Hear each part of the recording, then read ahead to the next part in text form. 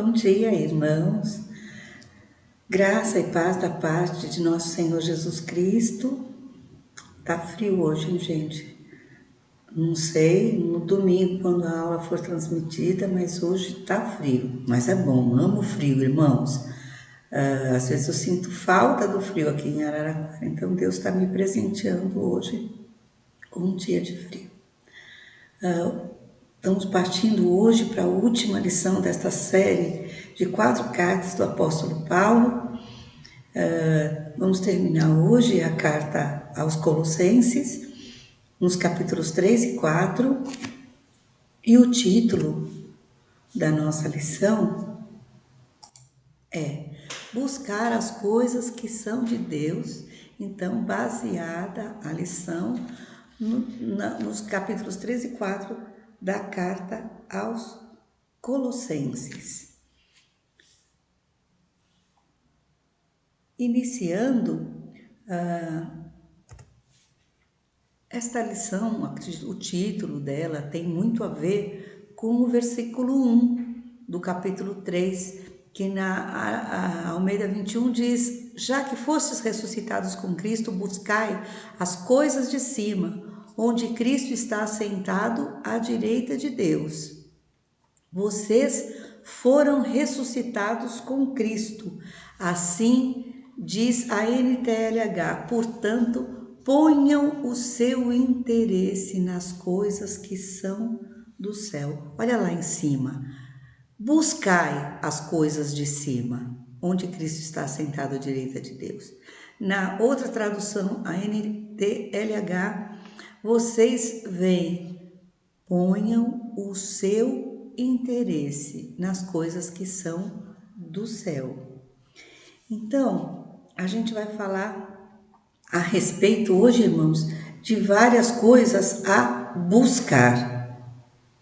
Hoje em dia, buscar é uma coisa que faz parte da vida da maioria das pessoas que tem um smartphone, que trabalham com computador. A gente buscar, geralmente a gente vai hoje em dia em busca de informações, de querer saber algumas coisas, e nisso muito nos ajuda aquela ferramenta de busca chamada Google. Então, daí a gente já entende, irmãos, que buscar não é uma coisa passiva. Buscar é ir atrás, né, irmãos? Buscar é você se envolver com e procurar alguma coisa. E na nossa lição hoje nós vamos abordar alguns tópicos a respeito de buscar coisas que são de Deus. Como eu disse, buscar é uma ação, é alguma coisa ativa. Não é nada que chegue a nós sem a gente ir atrás.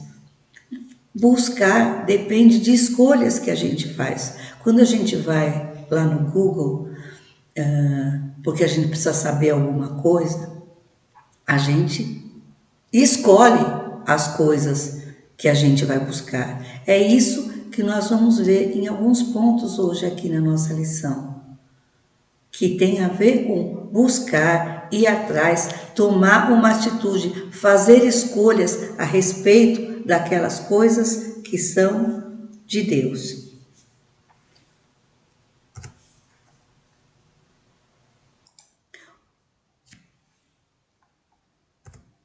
O tópico número 1 tem como título Buscar as coisas de Deus por meio da santidade. A santidade, irmãos, outro dia eu falei isso numa outra aula, que nós, como discípulos de Jesus, nós temos que aprender a viver perigosamente, entre aspas, irmãos, né? Nós temos que aprender a viver na contramão, ou seja, não seguir o fluxo das outras pessoas, das pessoas que não creem em Jesus. E a busca da santidade tem a ver com ter a coragem de dizer não para as coisas que as pessoas outras acham que são normais, que nada a ver, que tudo bem. A gente precisa seguir as coisas que nos levem para a santidade. Os irmãos sabem que santidade é um lance de separação daquilo que é pecaminoso, para nos aproximarmos mais daquilo que tem a ver com as coisas de Deus, justamente. E isso a gente vê lá nos versículos 5 do capítulo 3 e nos versículos 8 a 10 também. Na Almeida 21, a gente lê assim: portanto, eliminai vossas inclinações carnais, a saber, prostituição, impureza, paixão, desejo mau e avareza, que é idolatria. E na NTLH, esse versículo 5 está assim: portanto, matem os desejos deste mundo que agem em vocês, isto é, a imoralidade sexual, a indecência, as paixões más, os maus desejos e a cobiça, porque a cobiça é um tipo de idolatria. Então, irmãos, aí estão algumas coisas que a gente não vai buscar, não. A gente vai buscar, o que a gente vai buscar aí? A gente vai buscar o contrário, a gente vai buscar fugir dessas coisas, porque o versículo, numa das traduções, diz: eliminai, ou seja, tirem da vida de vocês. Ou na versão NTLH, matem, destruam esses desejos na vida de vocês. Então, é isso que a gente deve buscar. E complementando isso, lá nos versos 8 até 10, na Almeida 21 a gente lê assim: mas agora livrai-vos de tudo isso. Então, tudo isto é o quê? Raiva, ódio, maldade, difamação, palavras indecentes do falar. Não mintais uns aos outros, pois já vos despistes do velho homem com suas ações e vos revestistes do novo homem, que se renova para o pleno conhecimento segundo a imagem daquele que o criou. Variando a linguagem, nós vamos ver na Nova Versão Transformadora esses mesmos 3 versículos. Mas agora é o momento de se livrarem da ira, da raiva, da maldade, da maledicência e da linguagem obscena. Não mintam uns aos outros, pois vocês se despiram de sua antiga natureza e de todas as suas práticas perversas. Revistam-se da nova natureza e sejam renovados à medida que aprendem a conhecer seu Criador e se tornam semelhantes a Ele. Então, o que é que nós somos estimulados, instados a fazer, irmãos? Nós somos estimulados a nos revestir, nos livrar de algumas coisas que são determinadas aí, que estão descritas aí, são nominadas aí, que são raiva, ira. Essas são as coisas que a gente deve buscar afastar da nossa vida. Viver com raiva, ódio, maldade, maledicência, linguagem obscena. Isso não pode caber na nossa vida. Se nós buscamos as coisas de Deus, nós temos que buscar nos afastarmos dessas coisas que a gente está lendo ali. Além disso, acrescente-se a mentira e todas as outras práticas perversas. Esses versículos, irmãos, eles repetem uma palavra que é revestir-se. Ou seja, irmãos, se a palavra diz revistam-se, vocês devem revestir-se, quer dizer que a gente tem que trocar de roupa. Antes de sermos discípulos de Jesus, nós usávamos uma roupa, a roupa do pecado. Depois que Jesus nos alcançou, que a graça dele nos alcançou, que a salvação entrou na nossa vida, que Jesus se tornou nosso Senhor, nós não temos mais que usar a roupa antiga. Por isso, a palavra nos diz: revesti-vos. do novo homem, da nova pessoa. A palavra diz: revistam-se da nova natureza, sejam renovados. E essa nova natureza nos leva aonde?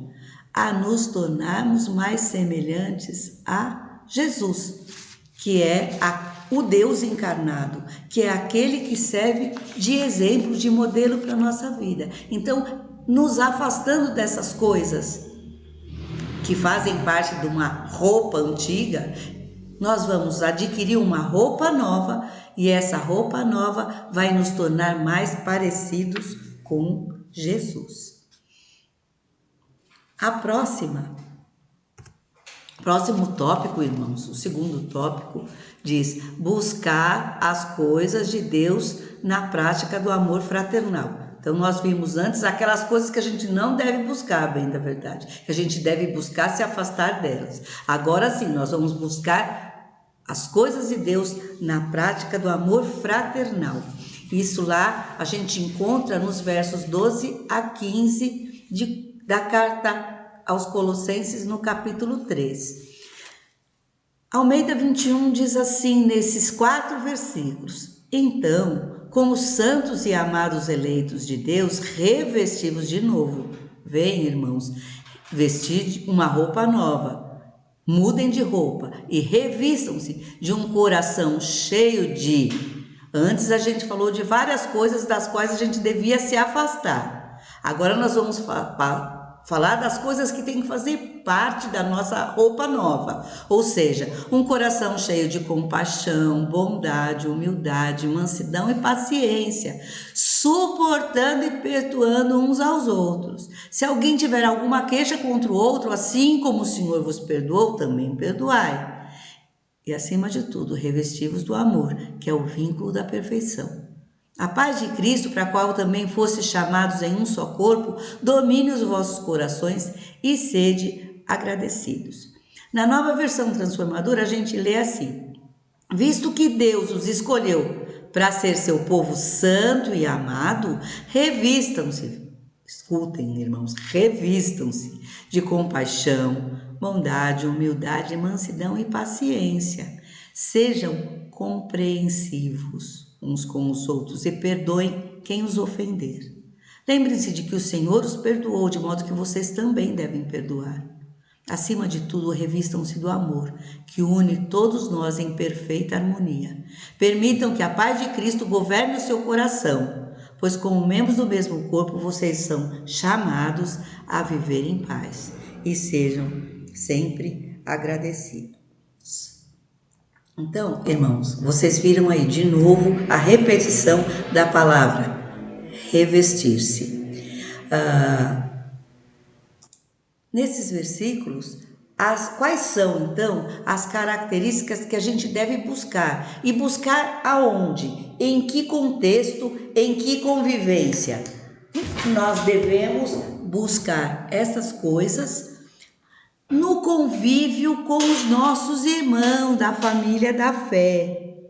É para isso que esses versículos estão direcionados para a nossa convivência na família da fé. Então, entre nós, irmãos, nós devemos uns para com os outros ter compaixão, ter bondade, ter humildade, mansidão, que é uma convivência calma, e paciência, mais com uns, menos com outros. Alguns exigem mais da nossa paciência, outros exigem menos, mas de qualquer maneira, todas essas características fazem parte da roupa nova que a gente tem que vestir.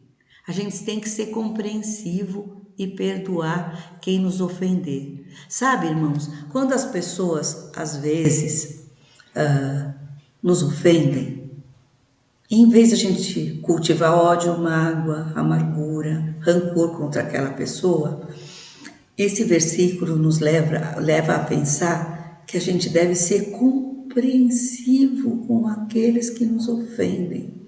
Sabe o que é isso? É buscar, quando a gente é ofendido, buscar de todas as maneiras possíveis, compreender por que será que aquela pessoa agiu daquele jeito para conosco.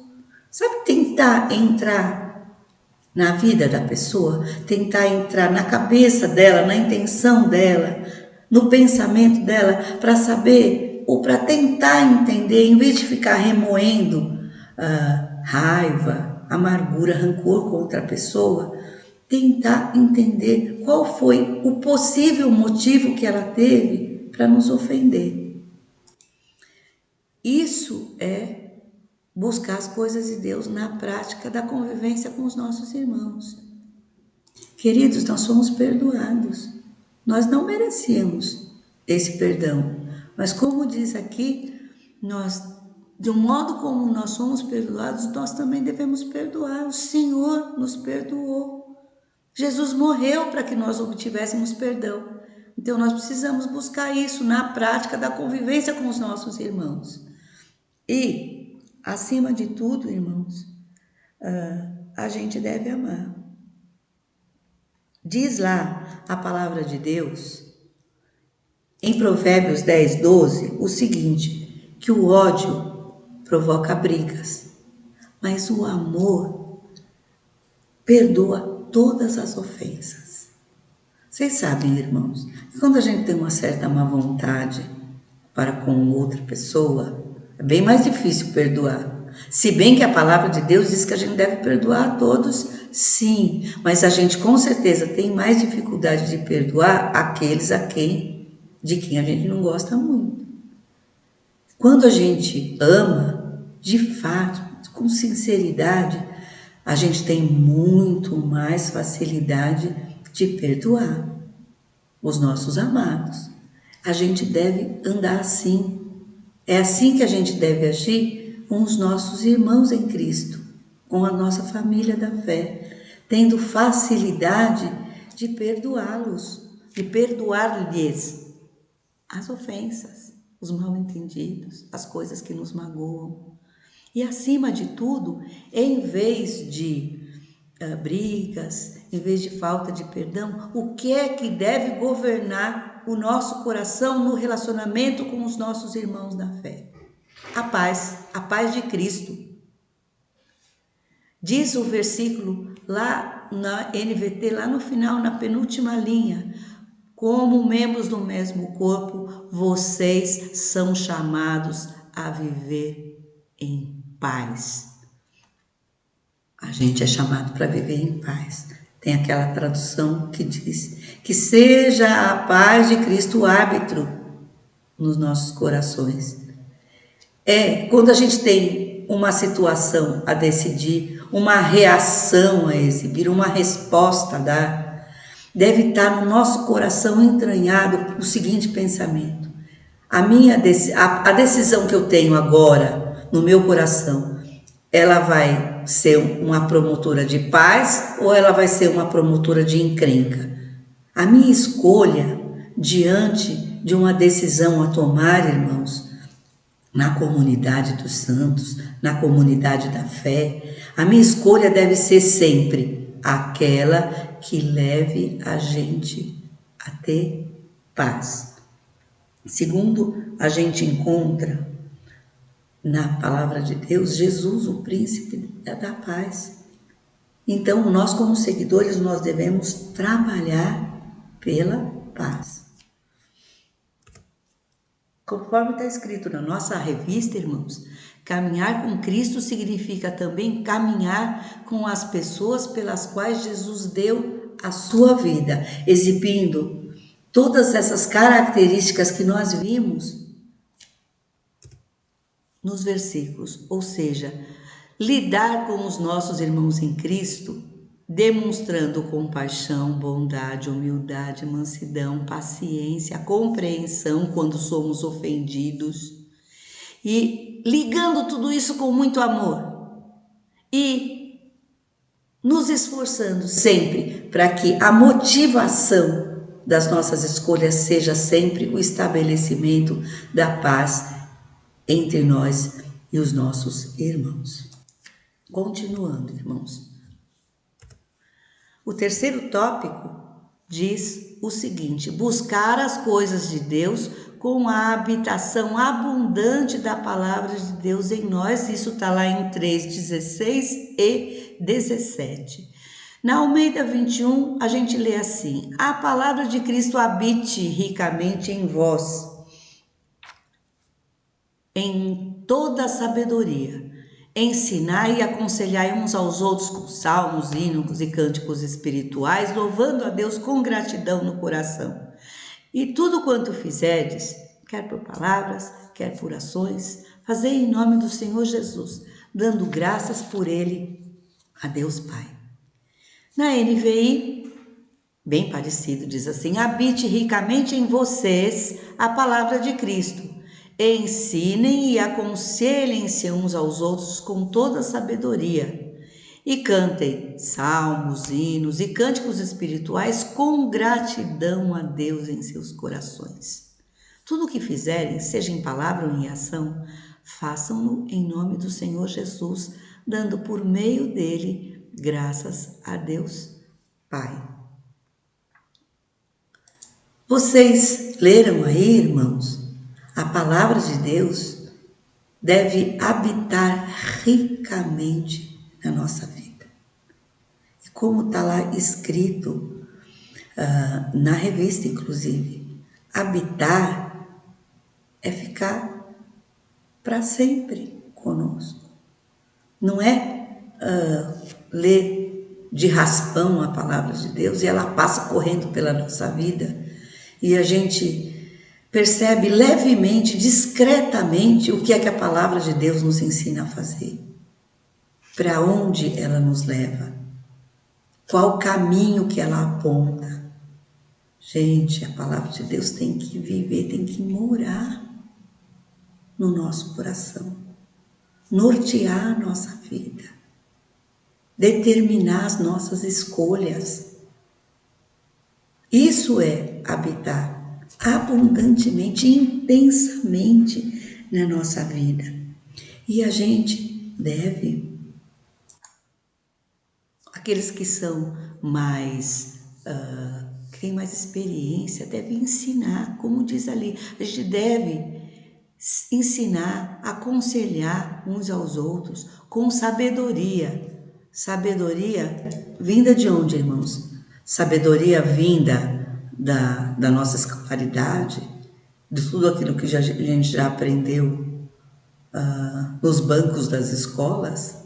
Não, com sabedoria vinda do alto. A palavra de Deus diz que que ensinar, isso me faz temer e tremer, irmãos, que ensinar é uma grande responsabilidade. Tiago, lá no capítulo 3, no verso 1, ele diz que aqueles que ensinam, aqueles que são mestres, vão ser mais cobrados por Deus. É uma responsabilidade muito grande, irmãos, estar aqui diante de vocês e transmitindo a vocês a palavra de Deus. A gente precisa, vocês estão vendo, né, que eu tenho aqui uma não convidada. Então, a gente precisa, dentro das nossas possibilidades, ensinar, sim. Embora nem todos, não a todos tenha sido dado o dom espiritual do ensino, mas dentro da possibilidade de cada um, nós devemos sim ensinar os nossos irmãos, aconselhar os nossos irmãos, principalmente quando eles procuram ser aconselhados, né, irmãos? Porque quando a gente não é procurada para aconselhar, é melhor a gente ficar quieta, porque para a gente não criar encrenca, né?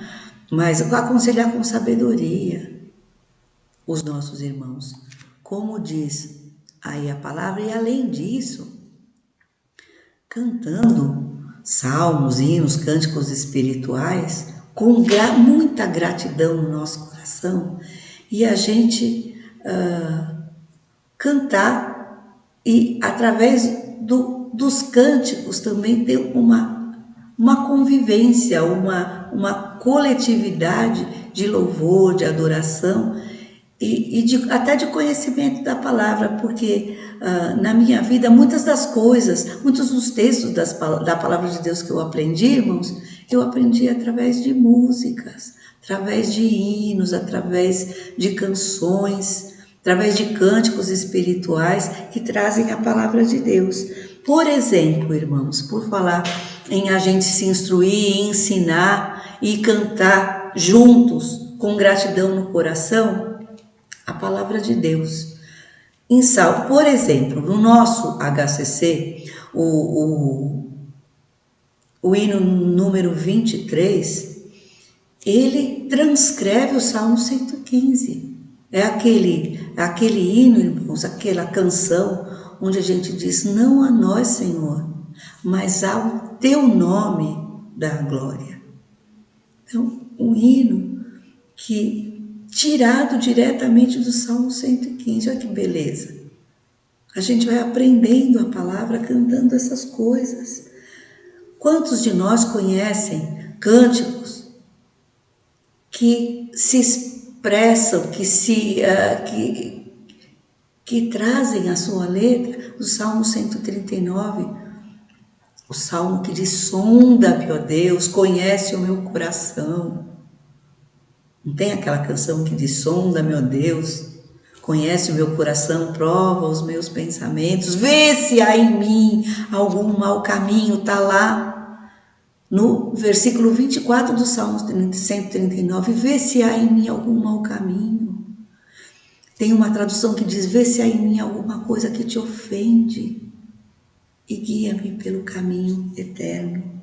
Salmos, irmãos, nós devemos usar isso, buscar isso, trazer isso para a nossa vida, cantar isso, sozinhos em casa ou junto com os irmãos, em coletividade. Agora nós não estamos podendo fazer isso, mas Deus há de permitir que nós voltemos a fazer isso, que isso faça parte da nossa vida, que nós busquemos sim cantar hinos como Tu és fiel, Senhor, onde nós louvamos, nós agradecemos a fidelidade de Deus na nossa vida. Nós cantamos aquele cântico que diz: a Ele a glória, que traz lá de Romanos 11, a sua letra, que diz: porque dele, por ele, para ele são todas as coisas. A ele a glória para sempre. Amém. Isso está lá em Romanos 11, 36. Ó profundas riquezas do saber, do conhecer de Deus, quão insondáveis teus juízos e teus caminhos. Isso está lá em Romanos 11, 33. Nós precisamos cantar isso com sinceridade, com alegria no nosso coração, com gratidão por esse Jesus que criou todas as coisas. Nós devemos cantar com gratidão, por exemplo, aquele hino antigo que a gente gosta de cantar, aquele que diz: conta as bênçãos. Nessa hora de pandemia, nessa hora difícil, nós devemos nos lembrar de tantas coisas em que Deus nos abençoou. Em vez de reclamarmos, em vez de murmurarmos, sejamos gratos. Lembramos de cantar: te agradeço, meu Senhor, por tudo que tens feito, por tudo que vais fazer, por tuas promessas e tudo que és. Quero te agradecer. Vamos cantar, irmãos. Vamos seguir cantando, buscando nas canções também, que refletem a palavra de Deus. As coisas que nos motivam, que nos trazem sentimento de gratidão, que nos trazem a palavra de Deus aprendida através de canções. Seguindo, irmãos, o quarto tópico diz: buscar as coisas de Deus no compromisso com a oração. Isso nós vemos lá nos versos 2 e 3, já agora do capítulo 4, que diz assim: perseverai na oração, nela permanecendo atentos com ações de graças, ao mesmo tempo orando também por nós, para que Deus nos abra uma porta para a palavra, a fim de anunciarmos o mistério de Cristo, pelo qual também estou preso. A Clau falou, né, na aula passada, né, irmãos, que Colossenses é uma das cartas da prisão. Paulo estava preso. quando ele escreveu essa carta aos Colossenses. E ele, no versículo 2, ele está dizendo para a gente perseverar. Perseverar na oração é não desistir. É continuar orando. Lá em 1 Tessalonicenses 5,17, o próprio apóstolo Paulo também diz o quê? Orai sem cessar, orai continuamente. E aqui ele diz, perseverem na oração. Não é chegar diante de Deus e levar os nossos pedidos ou os nossos agradecimentos isso já fiz isso uma vez por semana, já tá bom. Não, nós devemos, a oração deve fazer, é uma coisa que a gente deve buscar. É uma coisa que é de Deus e que a gente deve buscar para a nossa vida. E a gente deve perseverar na oração, como dizem aí esses versículos. Perseverai na oração e permaneçam nela, atentos. A oração, na verdade, né, irmãos, a gente pode dividir de uma maneira bem geral os componentes da oração em louvor, né? Nós devemos louvar a Deus, adorá-lo em oração. Agradecimentos. A nossa gratidão a Deus deve ser expressa sempre nas nossas orações. E temos os nossos pedidos por nós mesmos, mas nós também temos os pedidos que a gente faz pelos outros. Como é que a gente chama mesmo essa oração em que a gente pede pelos outros? E a isso a gente chama de intercessão. E Paulo pede para os irmãos intercederem por ele mesmo, onde ele diz, ao mesmo tempo orando também por nós são ele e aqueles que estão com ele lá na prisão, para que Deus nos abra uma porta para a palavra, a fim de anunciarmos o mistério de Cristo. Olha só, gente, apóstolo Paulo, que sujeito notável, né? Ele lá preso, o que é que ele pede? Qual é o motivo da intercessão? É para que se abra uma porta, para que ele possa anunciar a palavra de Deus. Quantos de nós fariam isso? Ele pede que os irmãos lá intercedam para que se abra uma porta para que ele pregue as boas novas de Cristo. Ele não pede para que abra a porta da prisão, para que ele fique livre, para que ele saia em liberdade. Nesse momento, pelo menos, é claro que ele queria ser livre, ser libertado. Mas, nessa hora, em vez de pensar em si, ele deu prioridade à palavra de Deus que deveria ser pregada.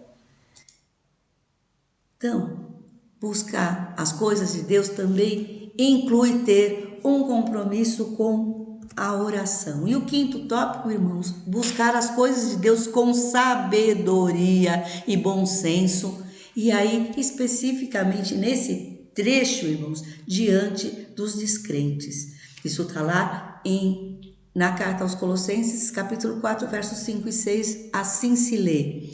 Comportai-vos com sabedoria para com os de fora, aproveitando bem cada oportunidade. A vossa palavra seja sempre amável, temperada com sal, para saberdes como deveis responder a cada um. Na NTLH, nova tradução na linguagem de hoje, a gente lê assim: sejam sábios na sua maneira de agir com os que não creem e aproveitem bem o tempo que passarem com eles. Que as suas conversas sejam sempre agradáveis e de bom gosto, e que vocês saibam também como responder a cada pessoa. Irmãos, é claro que nós temos convivência, contato com as pessoas descrentes ainda. E a palavra de Deus aqui, ela nos incentiva a gente se comportar com sabedoria para com os de fora ou com os que não creem, e para a gente aproveitar as oportunidades que Deus nos dá de estarmos com eles. Então, quando estivermos com aqueles que não creem, sejam eles nossos parentes, e aí o tempo com eles vai ser maior, mas sejam eles nossos colegas, sejam eles vizinhos, sejam eles amigos, que ainda não creem. Sejam eles conhecidos. Nós devemos, a palavra de Deus está nos dizendo que buscar o que é de Deus também é buscar agir com sabedoria e com bom senso diante das pessoas ainda descrentes. Sabedoria, irmãos. Tiago nos diz que se a gente acha que não tem sabedoria suficiente, a gente deve pedir a Deus, porque Ele dá. A gente só não pode vacilar ao pedir, mas Ele dá sabedoria. E não joga na nossa cara que nos deu a sabedoria. É isso que Tiago diz, lá no capítulo 1, nos versos 3, 4. A gente tem que ser amável com eles. A nossa conversa deve ser de bom gosto, palavra agradável.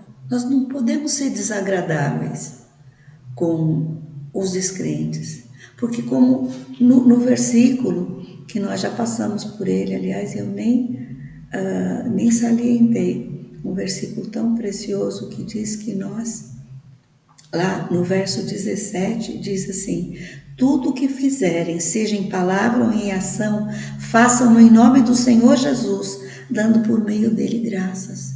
Diante daqueles que não creem ainda, nós devemos nos comportar agradavelmente, porque nós somos representantes de Jesus neste mundo.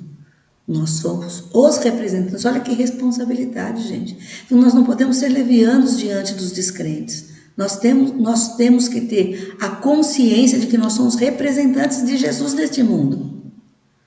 E, portanto, a gente deve estar preparado, porque muitas vezes os descrentes nos interpelam, eles nos perguntam, eles querem saber coisas, às vezes até pegadinhas, eles querem armar algumas ciladinhas para nós. Nós devemos também estar sempre prontos a responder com a palavra de Deus, por isso que ela precisa habitar na nossa vida, porque é através da palavra de Deus que nós vamos saber como responder a essas pessoas que vêm nos perguntar coisas sobre a nossa fé, sobre a nossa conduta, sobre as nossas opiniões a respeito de vários assuntos. Então, a gente tem que se portar como representantes de Jesus, com sabedoria, com bom senso.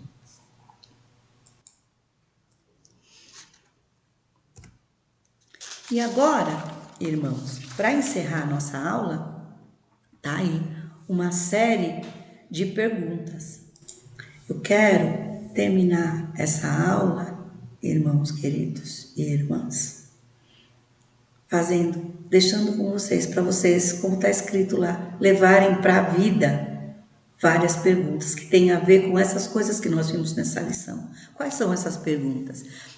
O pessoal de língua inglesa tem essa frase que eles falam first things first. O que quer dizer first things first? Literalmente quer dizer, as primeiras coisas têm que vir primeiro. Quer dizer, colocar em primeiro lugar as verdadeiras prioridades. Gente, essa lição é uma lição que nos leva a estabelecer prioridades na nossa vida. O que é prioridade? Qual é a prioridade verdadeira na nossa vida? Onde está o nosso tesouro? Né? O Senhor Jesus dizia que onde está o nosso tesouro, aí está o nosso coração. Onde está o meu coração? Onde está o seu coração, irmão? Onde está o seu coração, irmã? Onde é que está o teu tesouro? Qual é a sua verdadeira prioridade? A nossa verdadeira prioridade deve ser buscar, como diz a lição, as coisas que são de Deus. Segunda pergunta, aliás, é a segunda pergunta, né? Qual é a nossa prioridade nesse caso aqui? Ficar parecidos com os descrentes ou buscar a santidade? Nós vimos que a gente deve fugir daquilo que não nos aproxima da santidade. Qual é a sua prioridade, irmão? Qual é a sua prioridade, irmã? Você quer ficar parecido ou parecida com os descrentes ou quer buscar a santidade? Terceira pergunta, o que buscamos no nosso relacionamento com a família da fé? Existe misericórdia no jeito que a gente se trata? Existe bondade? Existe humildade no nosso relacionamento lá na igreja? Existe paciência com o nosso irmão, por mais que ele exija paciência de nós? Existe compreensão quando o nosso irmão nos ofende? E acima de tudo, irmãos, é o amor que move o nosso relacionamento na família da fé? Nós fazemos todo o possível para viver em paz com todos? É isso que nós lemos lá em Romanos 12:18, que diz que a gente deve fazer todo o possível para viver em paz com todos. Seguindo nas perguntas, quanto do nosso procedimento, irmãos, está baseado naquilo que conhecemos da vontade de Deus expressa em sua palavra?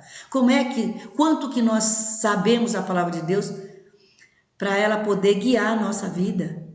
Para nós sabermos exatamente qual é a vontade dele?